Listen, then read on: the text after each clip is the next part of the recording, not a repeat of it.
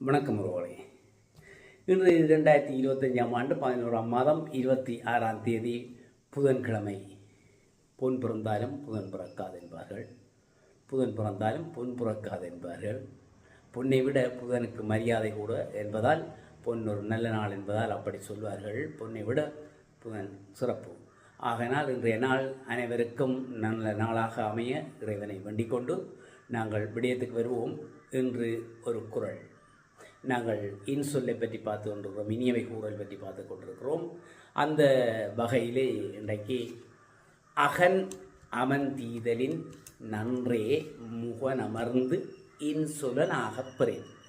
அகன் அமர்ந்தீதலின் நன்றே முகனமர்ந்து இன்சொலன் ஆகப்பெறேன் என்று சொல்ல போனால், எங்களுடைய முகத்தை மலர்ச்சியாக வைத்துக்கொண்டு, முகத்தை சிறப்பாக புன்னகையுடன் வைத்துக்கொண்டு இனிமையாக பேசுவது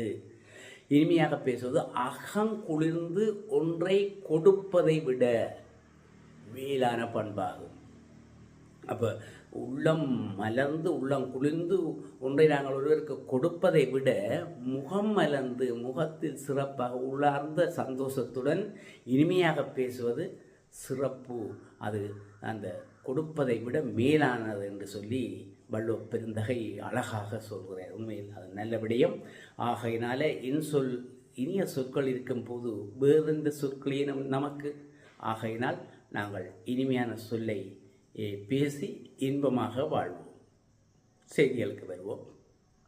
இலங்கையிலே மத்தள விமான நிலையம் என்று ஒன்று எல்லாருக்கும் கேள்விப்பட்டிருப்பீர்கள், எல்லாருக்கும் தெரியும். மத்தள விமான நிலையம் அம்பாந்தோட்டையில் எங்களுடைய முன்னாள் ஜனாதிபதி மஹிந்த ராஜபக்சனுடைய ஆட்சி காலத்திலே அது கட்டப்பட்டதற்கு பிற்பாடு அது சரியான ஒரு பிரயோசனம் இல்லாது மிகவும் கஷ்டமான நிலையிலே அது ஒரு சிறப்பு மிகுந்த நிலையில் இல்லாமல் போய்கொண்டிருந்தது, நட்டத்தில் போய்கொண்டிருந்தது. கூடுதலாக இலங்கையில் இப்போ விமான சேவைகள் அனைத்து நட்டத்தில் தான் ஓடுகிறது என்றாலும் மத்தள விமான நிலையம் பாரிய ஒரு பிரயோசனம் இல்லாமல் அந்த பழைய ஆக்கள் சொல்வார்கள், வெள்ளை யானையை கட்டி போட்டு தீனி போடுற மாதிரி என்று. என்னடா ஒரு பிரயோசனம் இல்லை, தீனியை போட்டு கொண்டு இருக்கும், அது சாப்பிட்டு கொண்டே இருக்கும், நாங்கள் கொடுத்து கொண்டே இருக்கணும், சில ஊதானுடைய வரவு இருக்காது. அதுபோல தான் இந்த மத்தள விமான நிலையம் இருந்திருக்குது. அவள் கட்டப்பட்டு இதுவரையில் அது 2013ஆம் ஆண்டு கட்டப்பட்டு திறக்கப்பட்டது. இந்த 13ஆம் ஆண்டிலேருந்து இன்றைக்கு 25ஆம் ஆண்டு வரையும் அதுக்கு 6600 கோடி ரூபாய் செலவாக இருக்குது. 1 இல்லை 2 இல்லை 1000 இல்லை லட்சம் இல்லை கோடி, 6600 கோடி ரூபாய் நட்டம் ஏற்பட்டிருக்குன்னு சொல்லப்படுகிறது இந்த மத்தள விமான நிலையத்தால்.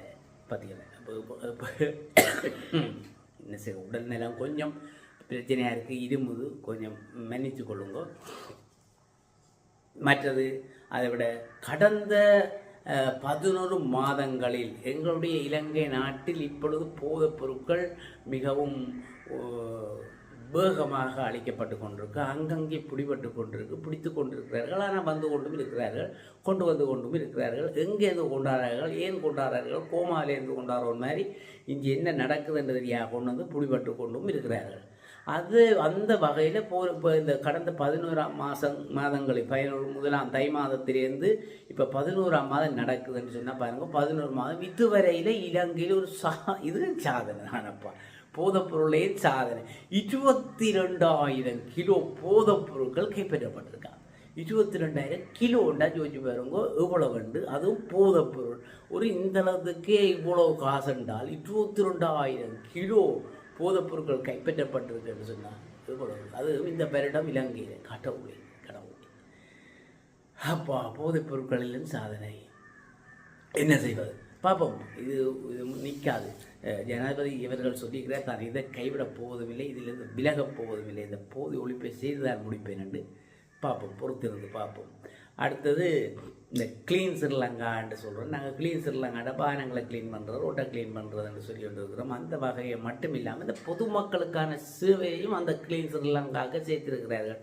இந்த நடமாடும் சேவை மாதிரி வச்சு பதிவாளர் நாயகம் திணைக்களம் பதிவாளர் நாயகம் திணைக்களங்கள் என்ன செய்யுதுன்னு சொன்னால் இப்போ கிராமம் போய் பேர்த் சர்டிஃபிகேட் இல்லாதவர்களுக்கு பேர்த் சர்டிஃபிகேட் கொடுக்குறார்கள். பதிவில்லாமல் கரைபெருக்கு மற்றது திருமண சான்றிதழ்கள் இல்லாமல் திருமணம் செய்து இருக்கிறார்கள். ஆனால் ஒன்றும் எழுதாமல் அப்படியே இருக்கிறார்கள், தங்கள் வாழ்ல வாழ்ந்து கொண்டு இருக்கிறார்கள், அப்படியெல்லாம் இருக்கிறார்கள். அப்படியானவர்களை தேடி பிடித்து அவர்களுக்கு கொடுக்குறோம். இப்போ யாழ் மாவட்ட செயலாளர் எங்களுடைய மருதலிங்கம் பிரதீபன் சார் அவர்களுடைய ஒரு தலைமையில் யாழ்ப்பாணத்திலேயும் அங்கங்கே நடமாடும் சேவைகள் நடைபெற்று கொண்டிருக்கிறது.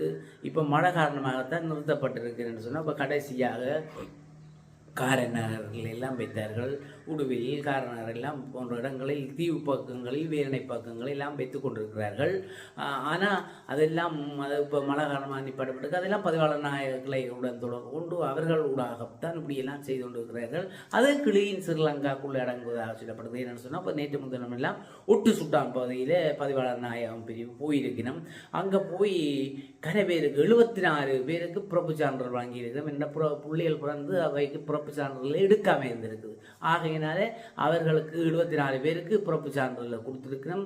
திருமணம் செய்து போட்டு எழுதாமல் பதிவாகாமல் ஒரு 14 பேர் இருந்திருக்கிறோம். அந்த 14 பேருக்கு திருமணம் பதிவு செய்யப்பட்டு செய்திருக்கிறோம். அது மாதிரி தான் அப்போ பாருங்கள், இதெல்லாம் எங்கள்ட கிளீன் ஸ்ரீலங்காக்குள்ளே நடக்கும். இல்லை கிளீன் ஸ்ரீலங்கான்றது நாங்கள் நினைச்சது ஏதோ கிளீன் பண்ணுறது மட்டுமன்று எல்லா விடயங்களும் மக்களுக்கான குறைபாடுகள் எல்லாத்தையும் குறைகளை தீர்த்து கிளீன் ஆக்குறது தான் கிளீன் ஸ்ரீலங்கா. நல்ல ஒரு திட்டம், நல்ல ஒரு செயல், தொடரட்டும் அந்த பணி. மற்றது வவுனியாவில் முறப்பத்தான ரோட்டாக இருக்கணும், கொஞ்சம் மறந்து போகணும். வவுனியாவில் தான் வவுனியாவில் நேற்று காலை ஒரு 9:45 மணி அளவில் ஒரு சிங்கருடைய காட்சியறை, இலத்திரனியல் காட்சியறை, சிங்கர் இலத்திரனியல் காட்சியறை தீப்பற்றி எரிந்திருக்கிறது, தீ பிடித்திருக்கிறது. இந்த தீ பற்றி பிடித்ததால் இது என்ன காரணம் என்று பார்த்தால் மின்னொழுக்கு என்று தான் சொல்லப்படுகிறது. மின்னொழுக்காகத்தான் இருக்கலாம் என்ற காரணங்கள் தெரிய வருகிறது. காலையில் 9:45 சொன்னால் நான் நினைக்கிறேன் கடைகள் திறக்கப்பட்டிருக்கின்ற அந்த நேரம். அப்போ அனைவரும் அதை நூற்பதற்கு, அதை அணைப்பதற்கு கஷ்டப்பட்டு முயற்சி செய்து சரிவரவில்லை. மாநகர சபையினுடைய தீயணைக்கும் படையினர் வந்தும் அதை அணைப்பதற்கான முயற்சியில் செய்து பொதுமக்களுடன் சேர்ந்தும் செய்து மிகவும் அல்லூலப்பட்டு கஷ்டப்பட்டு அணைக்க முடியாமல் நின்று இராணுவம் போலீசார் எல்லாரும் வந்து சேர்ந்து அதை ஒரு நிலையாக கட்டுப்பாட்டுக்கு கொண்டு வந்திருக்கிறார்கள். ஆனால் கட்டுப்பாட்டுக்கான எல்லாம் எரிந்து நாசமாகிவிட்டது என்றுதான் சொல்லப்படுகிறது. இருந்தபோதும் அந்த தீ கட்டுப்பாட்டுக்கு கொண்டு வரப்பட்டது. அந்த கட்டுப்பாட்டுக்கு கொண்டு வருவதற்கு 1.5 மணி நேரம் எடுத்ததாக சொல்லப்படுகிறது. 1.5 மணி நேரம் மிகவும் கஷ்டப்பட்டு தான் நிப்பாட்டிக்கிறார்கள். பரவாயில்லை, நிறுத்திவிட்டார்கள். மற்றது எங்களுடைய அந்த தொலைக்காட்சி என்று சொல்லுவோம் அலைவரிசைகள், தொலைக்காட்சி அலைவரிசைகள் எல்லாம் அதையெல்லாம் டிஜிட்டல் முறையில் கொண்டு வருவதற்கான முறைமையை அரசாங்கம் கொண்டு வர இருக்கிறது. அப்போ நாங்கள் இந்த ஆண்டனா கட்டியெல்லாம் இனி பார்க்குறதுக்கு எல்லாம் சரி வராது. இந்த இலவசமாக பார்க்குற சில நாங்கள் இப்போ ரூபாவணியோ சக்தியோ அதோட சும்மா அப்படியே ஆண்டனாவை கட்டி போட்டு பார்க்கலாம்னு சொல்லி அதோட எல்லாம் இனி பார்க்க முடியாத ஒரு கட்டம் வரப்போது. 24 அலைவரிசைகள் இருக்குது என்று சொல்லப்படுது இலங்கையில். அதில் 5